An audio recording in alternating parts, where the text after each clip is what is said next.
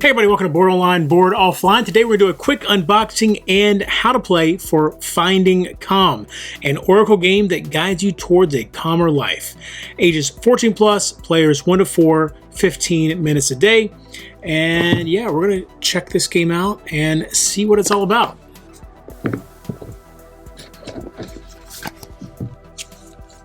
Hi, we're Rabble. All right, so we'll add 4 Rabble there. Whoa, that's a very thick book. What's going on here? Read this first. Finding Calm is a relaxing game meant to still your mind and guide you towards a calmer, more mindful life. Play alone or with companions to lay out a beautiful spread of Oracle-inspired cards. Each card you place interacts with surrounding cards in unexpected ways. Your aim is to finish the game with a single face-up card, which reveals a meaningful intention to take with you after the game is over. The guidebook contains both instructions for the game, pages 3 to 22, as well as a lookup for all of the different intentions, pages 23 to 132. There are also secrets contained within this game that will be revealed the more you play. When you're ready to start, keep reading. Stop when you're told to do so, and do not open any envelopes just yet. Any envelopes? I didn't know there was sealed stuff in this. When you're okay. Play to soothe your mind. In our hectic and overscheduled lives, taking a break can feel like a luxury we can't afford. That's why we designed Finding Calm to be a brief yet engaging respite from your daily worries. We want to show how even a brief moment of play can soothe your mind and provide the clarity you need to navigate the challenges of the day. The objective is to end the game with as few face-up cards as possible. All right, so we got 15 Oracle cards, 3 sealed envelopes, and 1 guidebook. All right, so we'll go through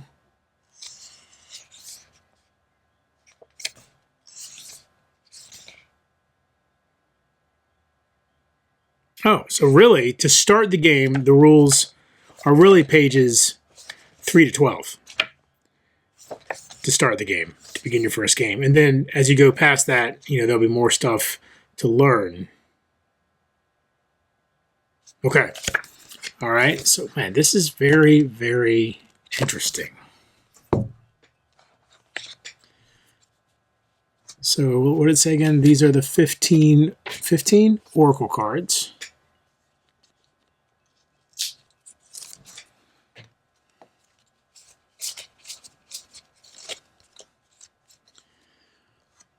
Gotta say right off the bat, this is a beautiful game. The art here is great. We've got the breeze, the Guardian, the arrow. Noticing you've got crescent moons on 3 sides of the cards, and then, well, I guess it's a sun on one side, but it's different for each card. The compass, the baker, the bouquet, the mirror, the lighthouse, the journey. Oh, and you see, we've actually got 2 suns in this case. The coin. And we can see that the coin is actually foil. Oh man, look at that. The tempest. The flame.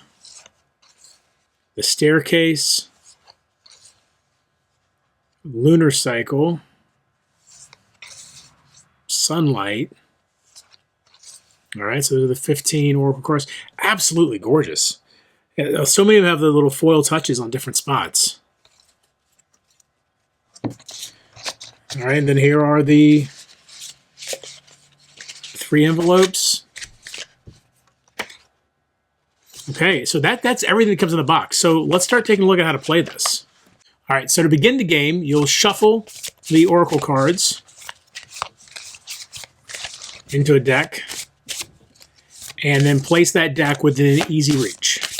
Now that you have your deck of cards, you'll take the top card and place it face up in the middle of the play area, visualizing a 3x3 grid that this card is the center of. You'll now start the game by taking a turn. Each turn, the player may either look at the top card of the deck and then place it into the grid, or discard the top card of the deck and then move an existing card on the board. If you choose to place a card, you will look at the top card of the deck and then place it either in an empty space on the grid or on top of a face-down card. We'll discuss how cards become face-down a little later. Any space where a card can be legally placed is considered an open space. Once you've chosen to look at this card, you must place it in an open space. Once you place a card, check the symbols on each of its 4 sides to see how adjacent spaces will be impacted. The moon symbol indicates that nothing will happen. The space directly adjacent to the sun symbol will flip its top card. So in this case, nothing would happen. However, if we had placed the Guardian here instead, then the breeze would now flip face down. Likewise, if the Guardian had been placed next to a face down card like this, it would then have been flipped face up. And so to be clear, if there were a stack of face down cards beneath this one, only the top card gets flipped. Some cards, of course, have multiple suns on them, and so that can cause multiple cards to be flipped. The order in which you flip them does not matter. It should be noted that flipping a card face up does not cause its sun symbol to then cause another card to flip face up. There's no domino effect like that. If you choose instead of placing a card to move a card, you discard the top card of the deck, face up, then choose any face-up card on the board and move it to an open space. Then choose any face-up card on the board and move it to both an adjacent and open space. It should be noted that adjacent means a space that touches the edge of the card, so diagonal is not considered adjacent. Also remember that face-down cards are considered an open space, so the Guardian could move here. Moved cards must always stay within the 3x3 grid. And moving cards does not cause any cards to flip. Always remember that whether you choose to place or move a card, you must decide that before you see the top card of the deck.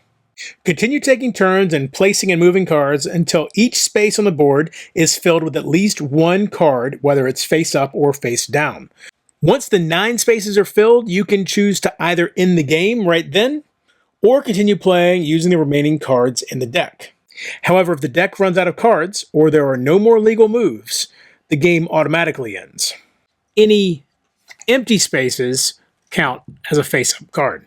Your score is the number of face-down spaces at the end of the game. So in this case, 4. At the end of the game, your final spread leads you to an intention meant to help you manage stress, reduce anxiety, and live a calmer, more mindful life. If you only have a single card face up, then the game has chosen for you. However, if there are multiple face-up cards, choose the card that you feel the most drawn to. So let's say in this case, I was most drawn to the Tempest, and that's the card I choose. Once you have chosen your card, you will then find its section in the guidebook. Now you can, at some point you'll become familiar with where they are probably, but also on page 22, right here, you have the cards and you're able to find, in this case, the Tempest is on page 64. You'll then look and see, well, was it on the top row? Nope, it wasn't. Middle row? Nope. Okay, bottom row. It was there, so re-examine past worries, and then you'll read this to give you your intention for the day. Now, the game, of course, can be played multiple times in a day. However, they recommend that you don't look up your intention until you're happy with the result that you have achieved as far as your score goes, or as far as the card goes, if it's a card that speaks to you. The game can also be played cooperatively, and in this case, you just take turns with the other players, either placing or moving cards. Players are welcome to discuss decisions, but each player should make their own decision on their turn. If there's a single face-up card, then of course, All the players involved will share that card for their intention. If there are multiple face-up cards, however, each player can decide which card they will go with. Each player should secretly decide which card they're choosing before revealing to the group together. As you continue playing, you will reach these waypoints.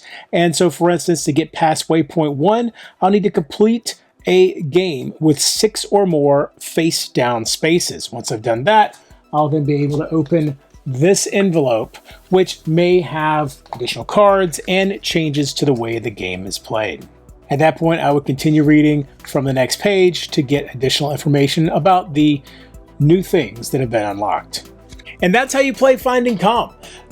Incredibly easy game to get into, and I'm very, very intrigued with this. Honestly, I sat here and learned the game almost with you. I read through the rules once after unboxing it, 10 minutes maybe to ingest the rules.